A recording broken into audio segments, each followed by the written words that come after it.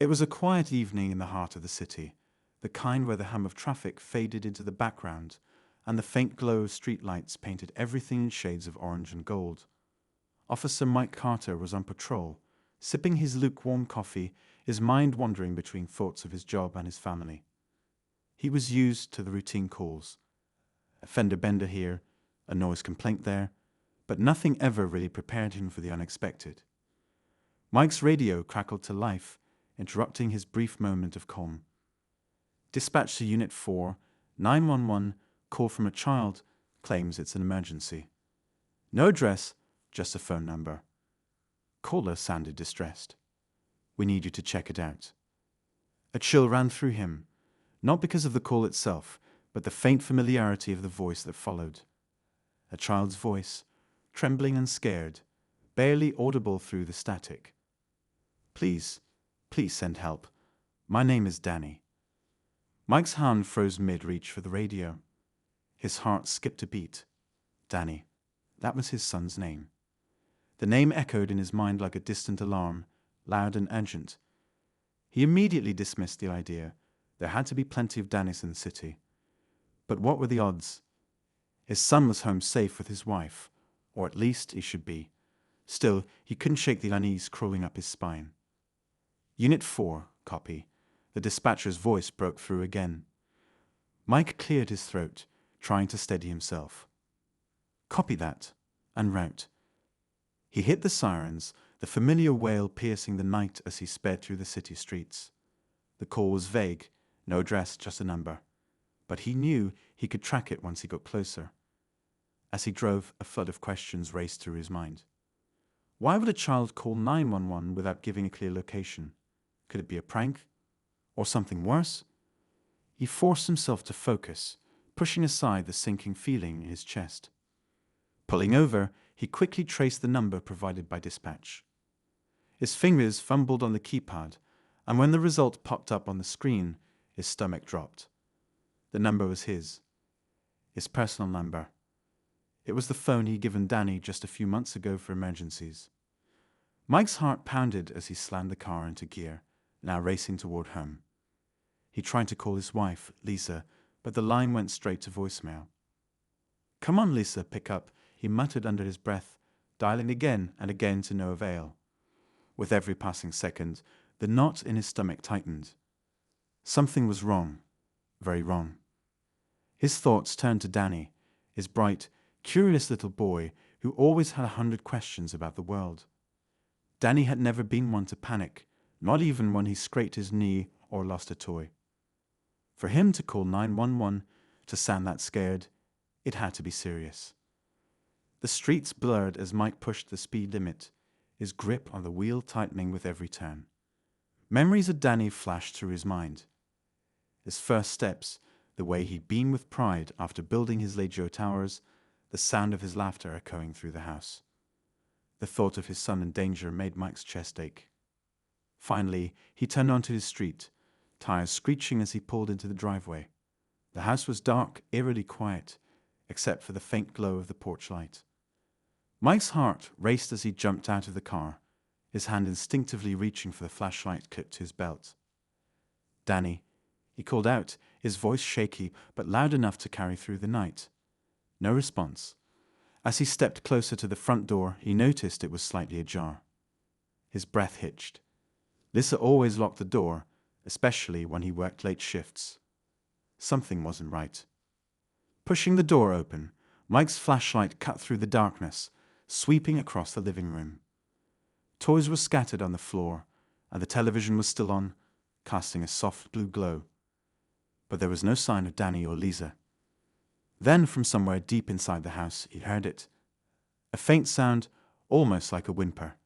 It sent a shiver down his spine. He followed the noise, his boots crunching softly against the hardwood floor, until he reached Danny's room. The door was slightly open, and Mike's heart pounded as he pushed it wider. The beam of his flashlight landed on Danny's bed, which was empty. But then he saw it. A small figure huddled in the corner, trembling. It was Danny, his son. Mike dropped to his knees, relief and terror washing over him in equal measure. Danny, it's me, buddy. "It's Dad. What happened? Are you okay?" But Danny didn't move. His wide eyes were locked on something, or someone, behind Mike. Before Mike could turn, he felt it, a cold, sharp pressure at his back. "Don't move," a low voice growled. Mike froze, his mind racing. Who was this? What did they want? And how had they turned his quiet, safe home into a nightmare? The flashlight slipped from his hand, clattering to the floor and plunging the room into darkness. Mike's instincts kicked in, though his hands stayed raised in surrender. His heart thundered in his chest, every nerve on high alert. The voice behind him was cold, calculated, and far too calm. Whoever this person was, they had planned this. But why? And how did his family get caught in the middle? "Danny," Mike said softly, his voice barely above a whisper. "It's going to be okay, buddy. I promise." The shadowy figure behind him pressed something harder against his back, and Mike could now tell it wasn't a gun. It was sharp, almost like a blade, but that didn't make it any less dangerous. He needed to keep calm, for Danny's sake. Glancing back would be a risk, but his training told him that getting more information could be crucial. "Your mother's sharp as I thought you'd be, Officer Carter," the voice said, laced with mockery. "But maybe you've just had an off day." Mike's blood ran cold. This wasn't random. This person knew him, knew his name, his job. The realization sent a fresh wave of dread through him. Lisa. Where was Lisa? He couldn't ask outright, not yet. Showing desperation would only give the intruder more power. He needed to get control of the situation. "Listen," Mike said, keeping his tone steady despite the turmoil in his chest. "You've made your point. Let my son go, and we'll figure this out. You don't want to hurt a kid. It's not worth it." Danny whimpered again, his small frame trembling in the corner.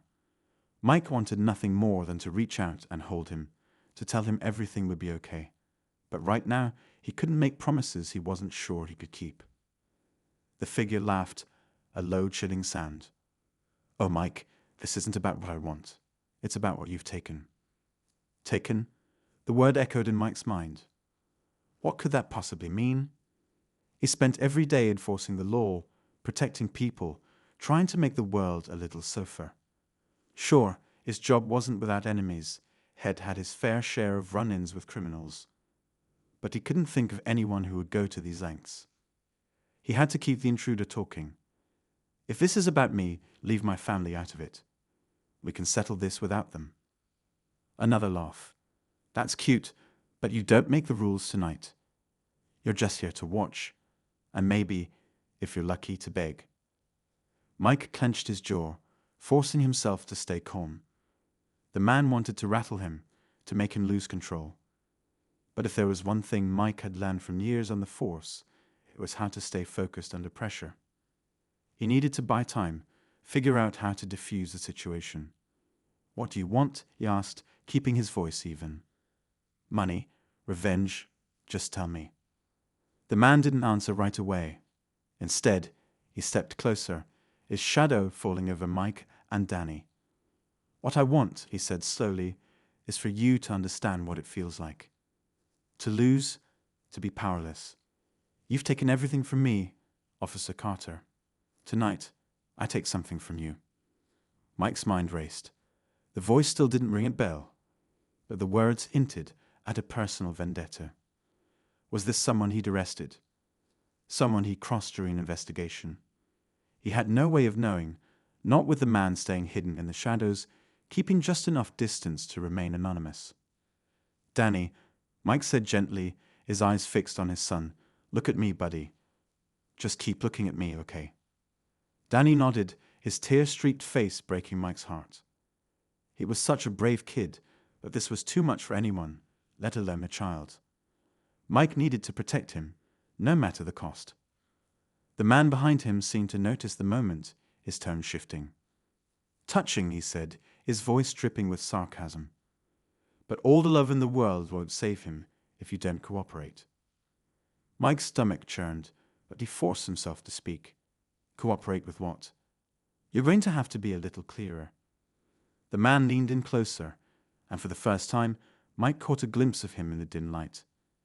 His face was partially obscured, but his eyes burned with a fury that sent a chill through Mike's veins. There was something deeply unhinged about him, something dangerous. "You don't even remember me, do you?" the man said, his voice low and menacing. "Typical. You go around ruining lives, and you don't even bother to look back." Mike's mind spun as he tried to piece it together. Was this someone he put away? Someone he'd wronged without realizing it? He prided himself on doing the right thing, but the weight of his job meant he couldn't always please everyone. Still, he couldn't think of anyone who would take it this far. "Help me out here," Mike said, trying to keep the man talking. "I don't want anyone else getting hurt.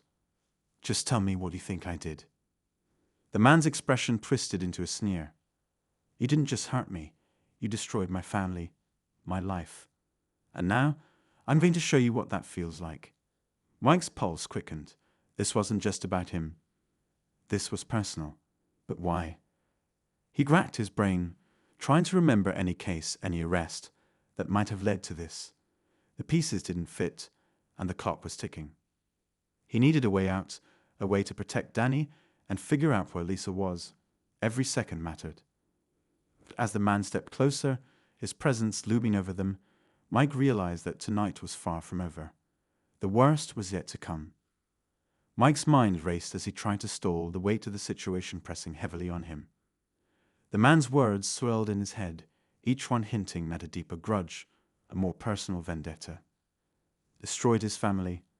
Mike couldn't shake the feeling that there was a story here he hadn't uncovered yet, a connection he wasn't seeing. But there was no time to dwell. Right now, his son's safety, and Lisa's, wherever she was, depended on his ability to act fast. Danny's small, trembling form in the corner was a constant reminder of what was at stake. Mike shifted slightly, careful not to provoke the man, his eyes darting around the room for anything he could use. His training taught him to assess the environment, to look for weaknesses. The dim light, the intruder's shadowy position. Everything about the scene left him at a disadvantage. But he couldn't let that show. "Okay," Mike said, forcing calm into his voice. "Let's say you're right. Let's say I hurt you or your family. Tell me what happened. Maybe we can fix this." The man snorted, his bitterness palpable. "Fix this? You think there's fixing what you did? You walked into my life like a wrecking ball and left me to pick up the pieces. Do you have any idea what that's like, to lose everything?" Mike was silent, letting the man vent, hoping it would give him more insight. He was buying time, yes, but he also knew that understanding his captor's motives could be the key to ending this without bloodshed. The man's voice trembled slightly, betraying the pain behind his anger. "You think, because you wear a badge, you're a hero," the man continued. "But you don't see the ripple effects of your choices. You arrested my brother, left him to rot in a cell for a crime he didn't commit. And while you slept soundly at night, my family was falling apart. My mother, she didn't survive the stress. And me, I lost everything." Mike's brow furrowed.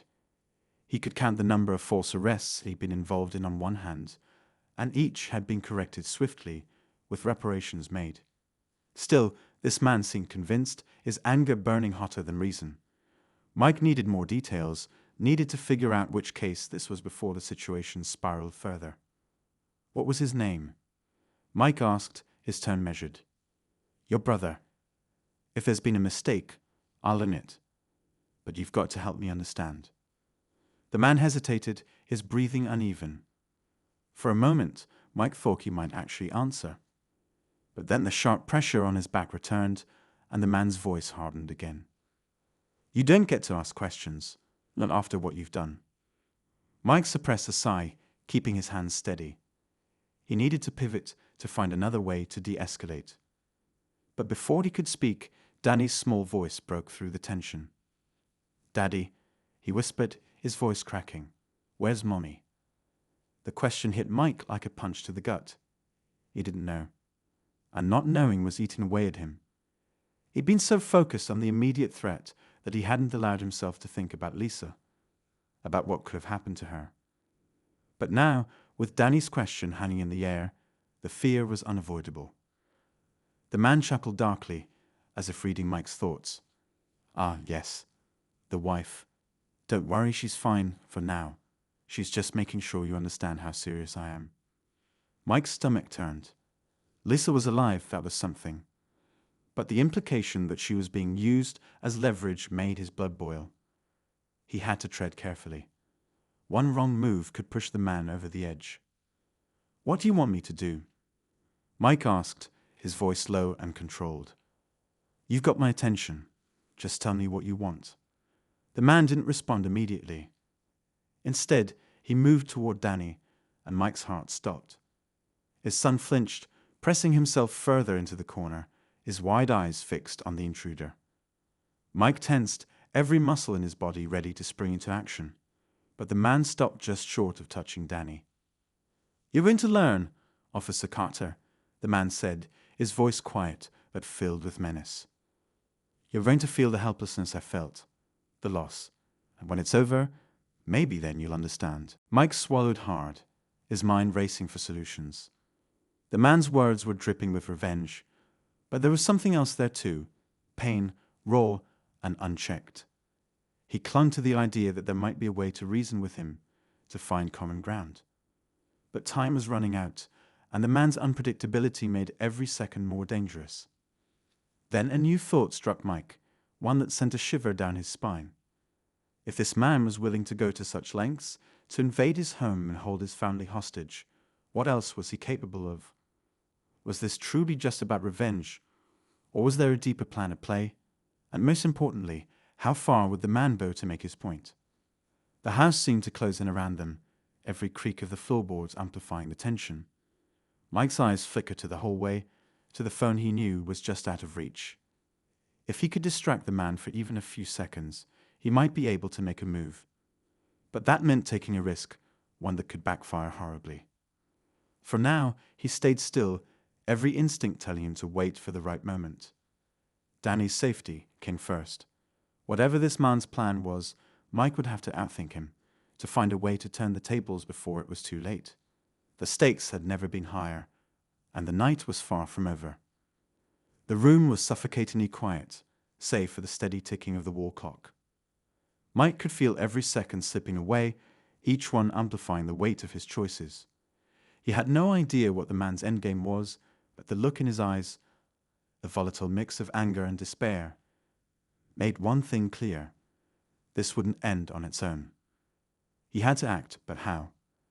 One wrong move, and it wouldn't just be him paying the price. Danny's soft sniffles broke the silence again, the sound piercing through Mike's chest.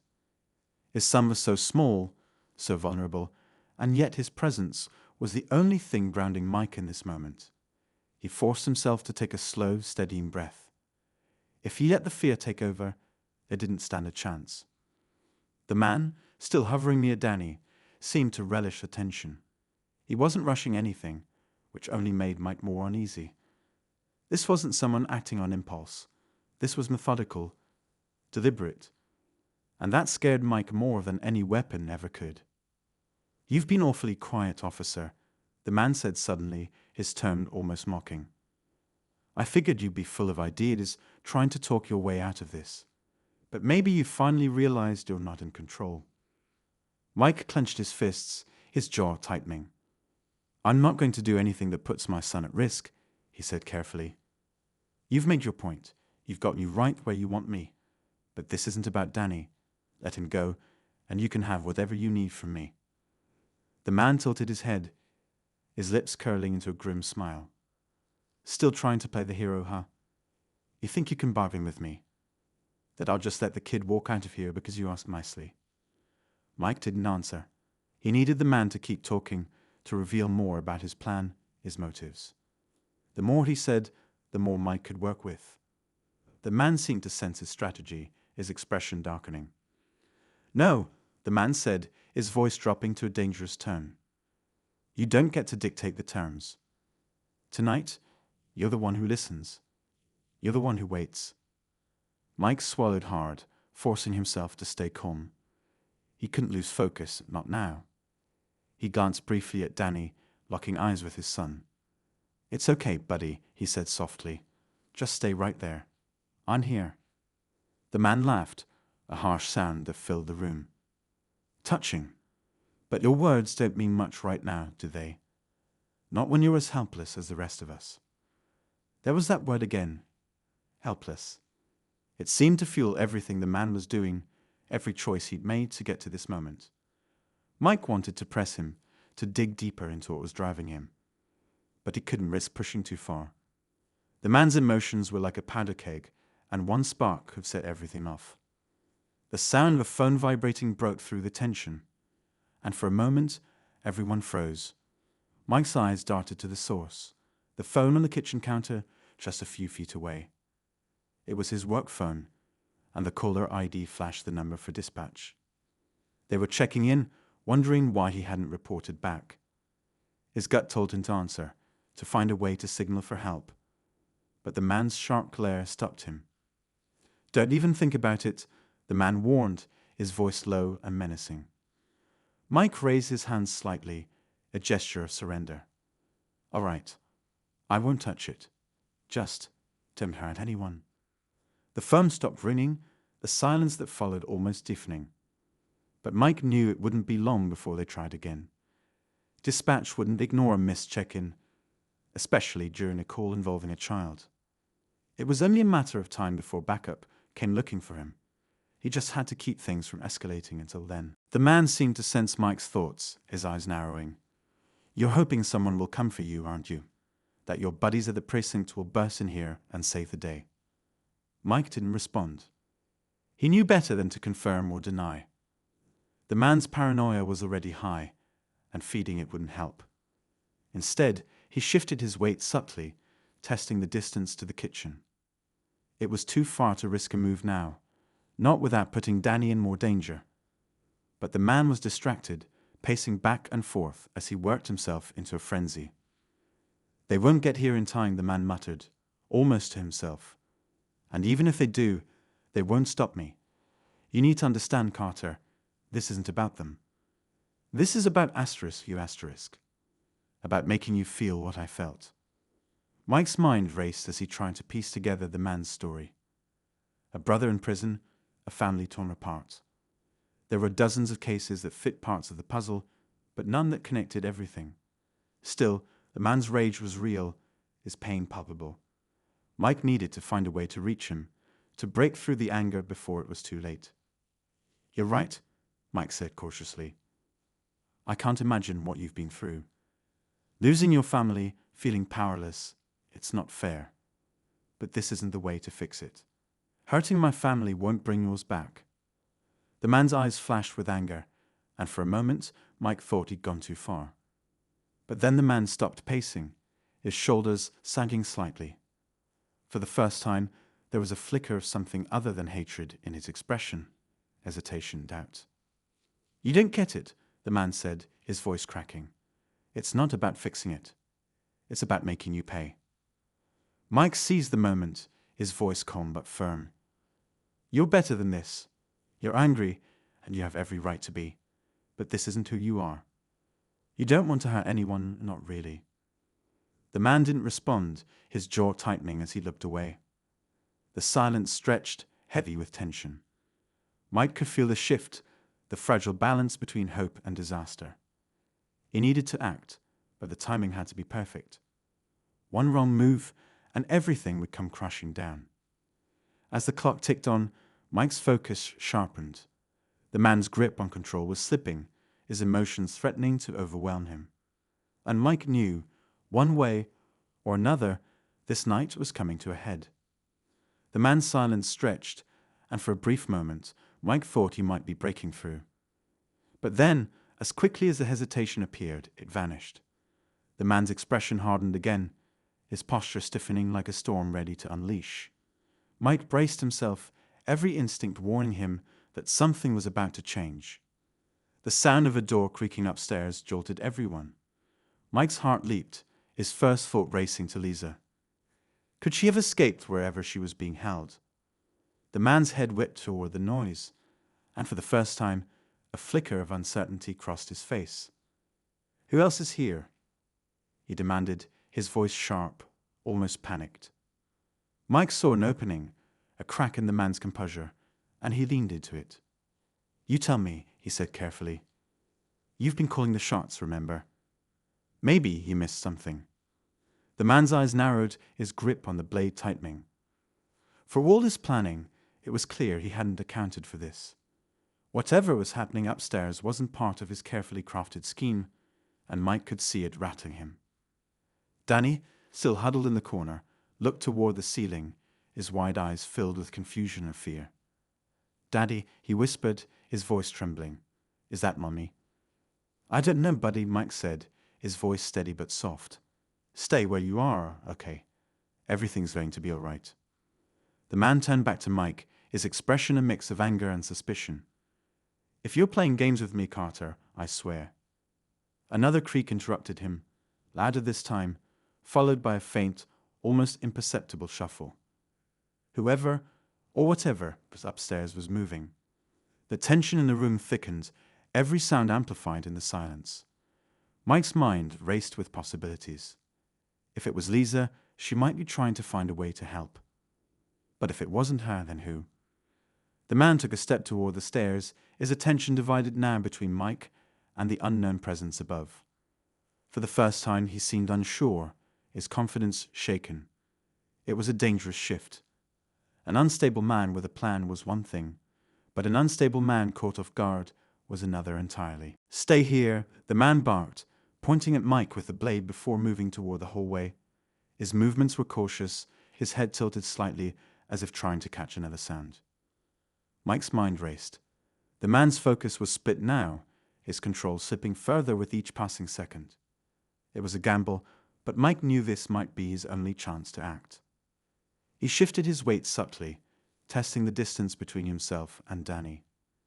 If he could get to his son, shield him, they'd have a fighting chance. But just as he was about to move, the man froze at the base of the stairs.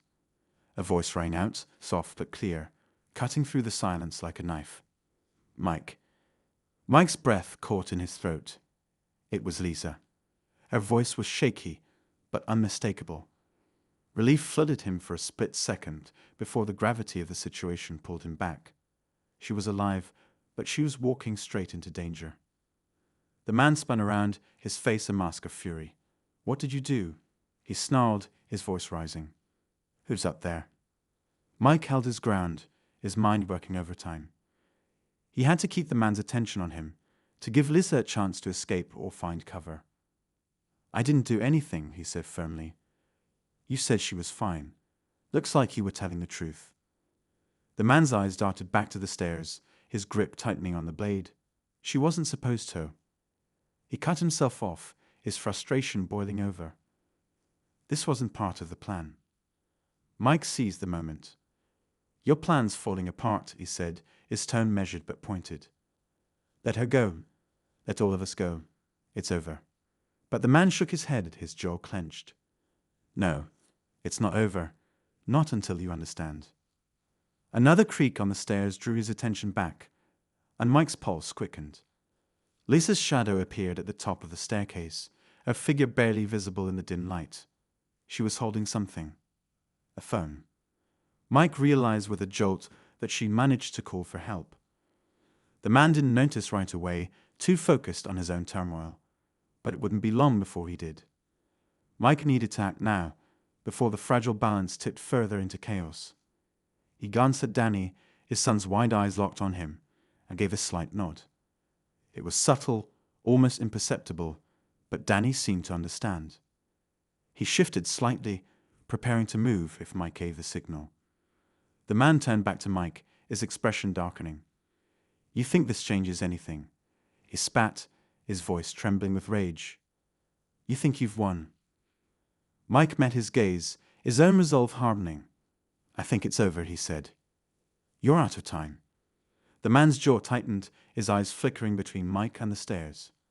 For a moment, everything seemed to hang in the balance, a room so still it felt like time itself had paused.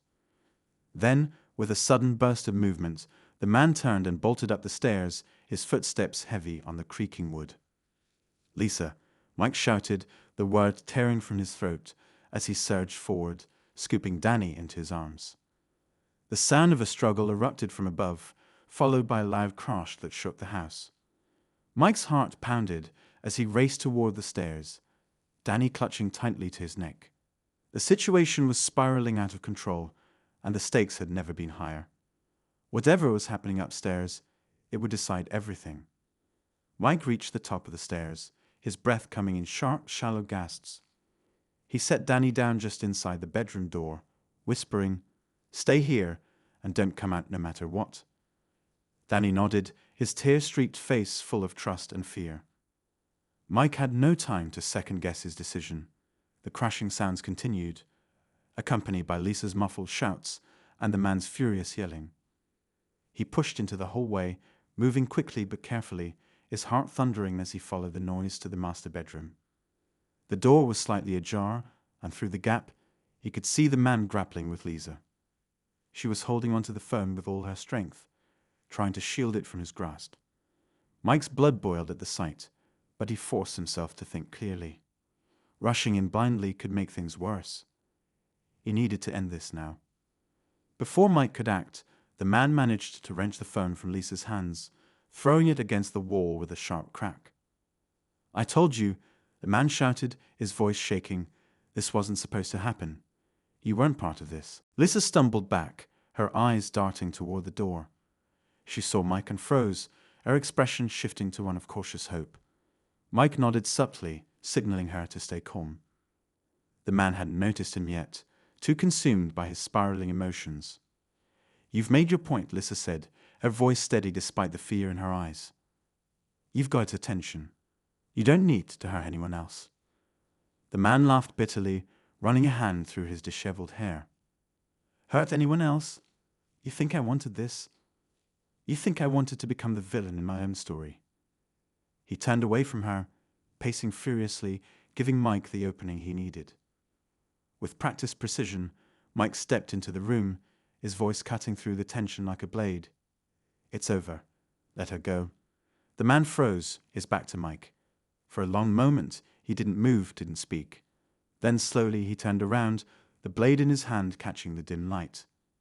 His expression was a mix of rage and despair, his hands trembling as he raised the weapon. "I should have known you'd try to play the hero," the man said, his voice low and bitter. "That's what you do, isn't it? Save people, solve problems, but not this time. This time, you don't get to win." Mike held his ground, his hands raised in a non-threatening gesture. "This isn't about winning or losing," he said, his voice calm but firm. "This is about ending this without anyone else getting hurt. You've already been through so much. Don't make it worse." The man's grip on the blade faltered for a moment, his eyes flickering with uncertainty. But before Mike could press further, the sound of sirens echoed faintly in the distance, growing louder with each passing second. The man's head snapped toward the window, his expression shifting to one of panic. "You called them," he said, his voice trembling with rage. He turned back to Lisa, his movements erratic. "You brought them here." Mike stepped forward, his voice sharp. "Look at me. Not her. This is between you and me." The man hesitated, his breathing ragged as his gaze shifted between Mike and Lisa. The sirens were growing louder, closer, the flashing red and blue lights now visible through the bedroom window. "It's over," Mike said again, his voice steady. "You don't have to do this." The man let out a shaky breath, his grip on the blade loosening. For a moment, it seemed like he might surrender. But then, in one last desperate move, he lunged toward Mike, not Lisa.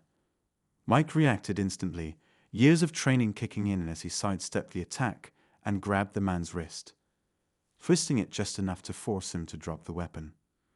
The blade clattered to the floor, and Mike shoved the man back, pinning him against the wall. The man struggled weakly, his energy spent, his expression crumpling into one of defeat. "It's over," Mike said, his voice softer now. "It's done." The sound of heavy footsteps on the stairs signaled the arrival of backup. 2 officers burst into the room, their weapons drawn, and Mike stepped back, letting them take over. The man didn't resist as they cuffed him, his head hanging low, his shoulders slumped in resignation. As the officers led him away, Lisa rushed to Mike, throwing her arms around him. "Are you okay?" she whispered, her voice breaking. Mike nodded, holding her tightly. "I'm fine. Are you?" She pulled back just enough to look at him, tears streaming down her face. "I'm now." Danny's small voice broke the moment. "Mommy? Daddy?" They turned to see him standing in the doorway, his eyes wide and tearful. Lisa knelt down, opening her arms, and Danny ran into them, clutching her tightly. Mike joined them, wrapping his arms around his family, relief washing over him like a tidal wave. But even as the immediate danger passed, something nagged at the back of Mike's mind. The man's words, his pain. It all felt unfinished, unresolved. And then, as the officers escorted the man out of the house, he turned back, his eyes locking with Mike's. "This isn't the end," he said quietly, almost too softly to hear. "There's more you don't know." And just like that, the tension that had begun to fade crept back in, wrapping around Mike like a cold shadow. There was more to this story, more than he could see. And as he held his family close, he couldn't shake the feeling that this was only the beginning. The house had quieted down, though the tension still lingered in the air like a faint echo of what had just unfolded. Mike sat on the couch with Danny in his lap, holding his son close as if letting go would mean losing him all over again. Lisa was beside them, her hand gripping Mike so tightly that her knuckles were white. No one spoke for a while, the silence filled only with the occasional sound of the police radio crackling in the background as officers moved through the house. Danny was the first to break the quiet, his voice small but steady. "Daddy, who was that man?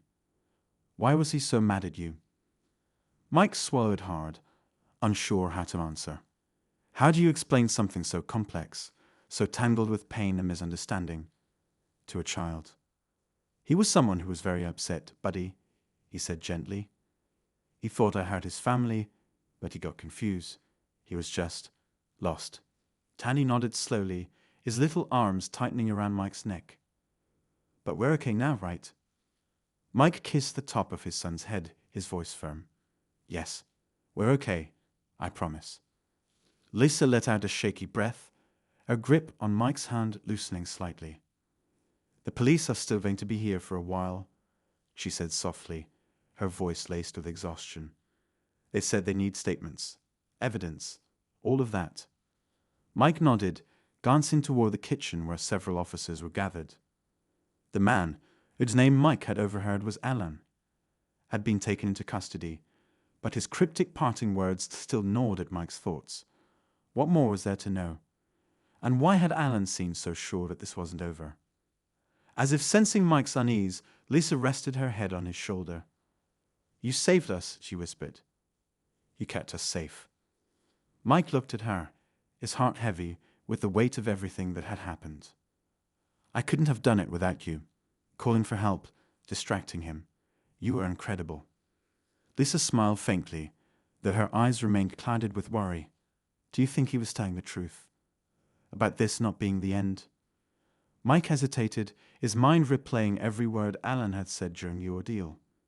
"I don't know," he admitted, "but I'm going to find out."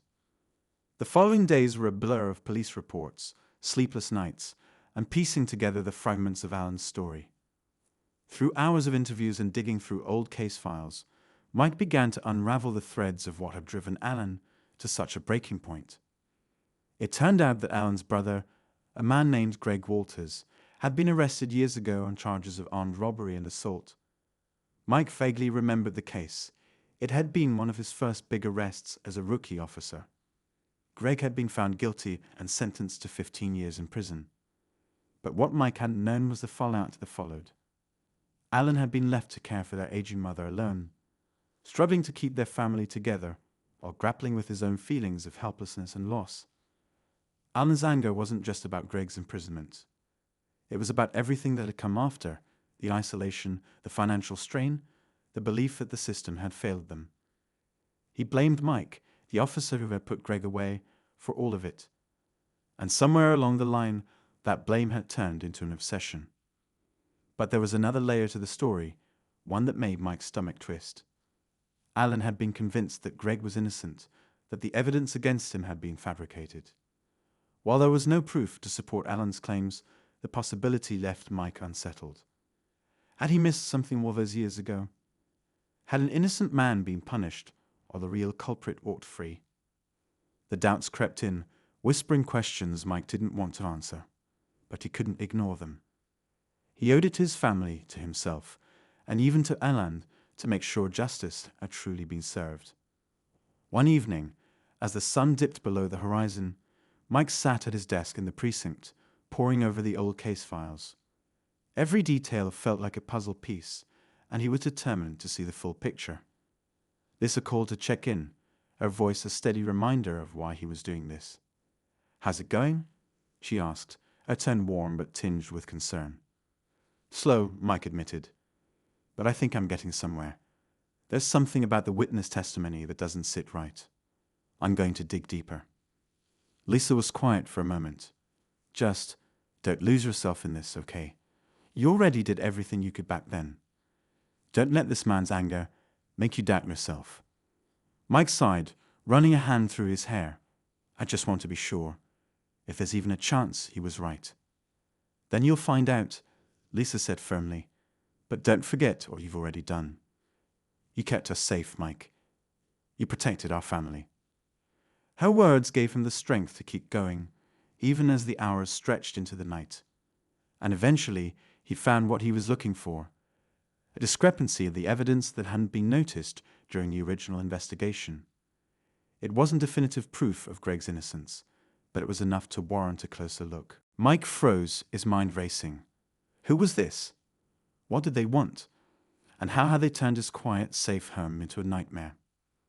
The flashlight slipped from his hand, clattering to the floor and plunging the room into darkness. Mike's instincts kicked in, though his hands stayed raised in surrender. His heart thundered in his chest, every nerve on high alert. The voice behind him was cold, calculated, and far too calm. Whoever this person was, they had planned this. But why? And how did his family get caught in the middle? "Danny," Mike said softly, his voice barely above a whisper. "It's going to be okay, buddy. I promise." The shadowy figure behind him pressed something harder against his back, and Mike could now tell it wasn't a gun. It was sharp, almost like a blade, but that didn't make it any less dangerous. He needed to keep calm for Danny's sake. Glancing back would be a risk, but his training told him that getting more information could be crucial. "You're not as sharp as I thought you'd be," Officer Carter, the voice said, laced with mockery. "But maybe you've just had an off day." Mike's blood ran cold. This wasn't random. This person knew him, knew his name, his job.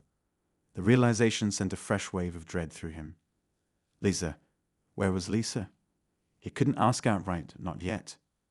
Showing desperation would only give the intruder more power. He needed to get control of the situation. "Listen," Mike said, keeping his tone steady despite the turmoil in his chest. "You've made your point. Let my son go, and we'll figure this out. You don't want to hurt a kid. It's not worth it." Danny whimpered again, his small frame trembling in the corner. Mike wanted nothing more than to reach out and hold him, to tell him everything would be okay.